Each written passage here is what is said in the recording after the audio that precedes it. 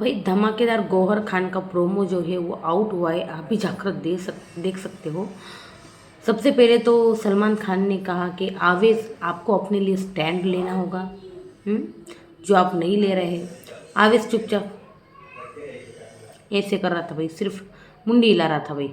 फिर उसके बाद सीधा गौहर खान की एंट्री हुई भाई। गौहर खान जैसे आई तो वो बोली कि आवेज आपको अपने लिए स्टैंड लेना होगा। अगर आप खुद के लिए नहीं खड़े रहोगे तो आप किसी के लिए खड़े नहीं हो सकते। खुद के लिए आपको खड़ा होना पड़ेगा। और अमाल अमल क्या कर रही हो आप? अमाल, आपको पता नहीं कि आप कितने बड़े दोगले लग रहे हो। जी हाँ, आप सबसे बड़े दोगले लग रहे हो और आप यहाँ किसी के नहीं हो। तो ये बहुत बड़ी बात हुई। उसको एक लाइन है ना ऐड कर देनी चाहिए। अमाल, अगर मैं बशीर को और जीशान को सीक्रेट रूम में रखूँ ना सिर्फ एक दिन के लिए, तो ये दोनों अभिषेक के साथ खड़ेंगे और आप अकेले रहेंगे।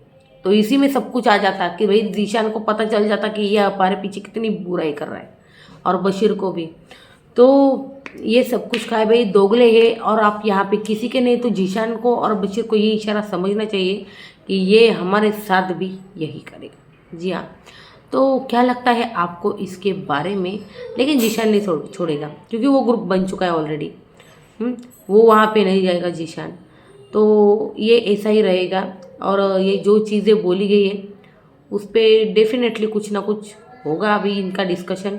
लेकिन अमाल की जिस तरह से यार ये क्लास लगी ना, लाजवाब लगी है। और आवेश का एविक्शन, मुझे लगता है इस क्लास के बाद ना मुझे समझ आया है कि आवेश का एविक्शन इसलिए हुआ है क्योंकि जिस तरह से वो चीज़ें उठ रही थी, वो लड़कियों की या कुछ भी, ये चीज़ें और उठ सकती थी। और गौहर अच्छे से जानती है कि आवेश अपने लिए स्टैंड नहीं लेगा। वो इतना नहीं ज़्यादा जो है पर्सनली यहाँ पे ये बातें कर पाएगा और ये चीज़ें नहीं सह पाएगा, इसलिए आवेश का एविक्शन हुआ है। मुझे लग रहा है नीलम का ही एविक्शन करने वाले थे, लेकिन ये जो टॉपिक उछला है ना अभी ये दिखाने के बाद, और जब जिस तरह से आवेश रोया है, तो यार जिस तरह से वो रोया है ना, वो पर्सनल टॉपिक छेड़ना नहीं चाहता और पर्सनल टॉपिक यहाँ पे कुछ भी बोलना भी नहीं चाहता।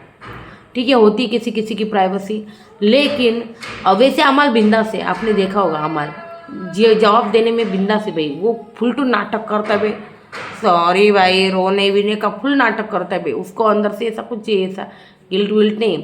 वो सॉरी भी ऐसे ही, मतलब ऐसे ही मारता है वो, फेक सॉरी उसका। क्योंकि अभी जिसको सॉरी बोलेगा ना, अब 5 मिनट बाद उसी के बाद उसी की मतलब तान्या की बुराई बाद में है ना दूसरी तरफ करता मिलेगा आपको। तान्या के पास उसी की बुराई, जिसको वो सॉरी बोला ना 5 मिनट पहले, तो उसी की बुराई करेगा वो बाहर, मतलब थोड़ी देर बाद। तो इस तरह से वो दोगला कैरेक्टर है। और वही ना गौहर ने उसका है ना पर्दा फाश किया है भाई, सामने पर्दा मतलब सामने लाया है कि भाई वो कैसा इंसान है। अब घर वालों को समझ लेना चाहिए भाई। जीशान ने तो बशीर को बड़े अच्छे से समझा था। अब देखते हैं अमाल को वो साइड लाइन करता है यानी। बशीर को उसने किया था ना कि ये सारे मतलब शिट लोग हैं, मैं इनके साथ क्या ही कंपटीशन करूं। यही बोला था ना वो ऑन स्क्रीन। लेकिन अमाल, क्या अमाल को अब जीशान साइडलाइन करेगा या फिर उससे बातचीत बंद करेगा?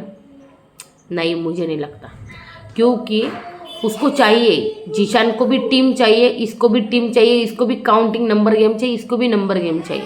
अब देखते हैं लेकिन क्या होता है। लेकिन फिलहाल तो यही, आप जाकर प्रोमो एंजॉय कर सकते भाई कि गौहर खान ने क्या क्या कहा है। फिलहाल यही अपडेट है, नेक्स्ट अपडेट जल्दी लेकर आती हूँ। तब तक सब्सक्राइब करके रखिए चैनल को, बेल आइकन को दबा दें, और वीडियो अच्छी लगे तो लाइक कर दीजिए।